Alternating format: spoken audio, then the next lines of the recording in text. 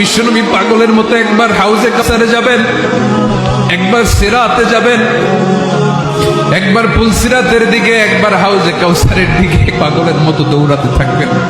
তার কোন গুনাহগার উম্মত যাতে জাহান্নামে ঢুকে না যায়, সেদিন কেউ সুপারিশ করতে পারবে না বিশ্বনবী ছাড়া।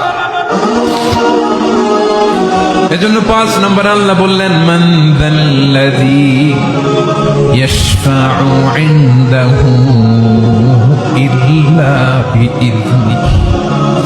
কার সাহস আছে, কার এত বড় বুকের পাটা কিয়ামতের কঠিন দিন আল্লাহর সামনে দাঁড়িয়ে সুপারিশ করবে? কারো ক্ষমতা, কারো ক্ষমতা নাই। বিশ্বনবী সেদিন সেজদায় পড়ে উম্মতের জন্য কাঁদবেন, সবাই কাঁদবে, নফসি নফসি, আল্লাহ আমারে বাঁচাও, আল্লাহ আমারে বাঁচাও। বিশ্বনবী বলবেন, উম্মতি উম্মতি। বিশ্বনবী আমার জন্য কাঁদবেন, আপনার জন্য কাঁদবেন, আমাদের জন্য সেদিন কেঁদে কেঁদে জাহান্নামের দরজায় দাঁড়িয়ে আমাদেরকে টেনে টেনে জান্নাতে ঢুকাবেন। এজন্য এই বিশ্বনবীর ভালোবাসা যেন আমাদের হৃদয়ে ভরপুর থাকে। আমার ভাইয়েরা, প্রতি শুক্রবার বিশ্বনবীর উপরে বেশি বেশি যেন আমরা দুরূদ পড়ি। আমরা যখন বিশ্বনবীর সালাম দেই, দুরূদ পড়ি,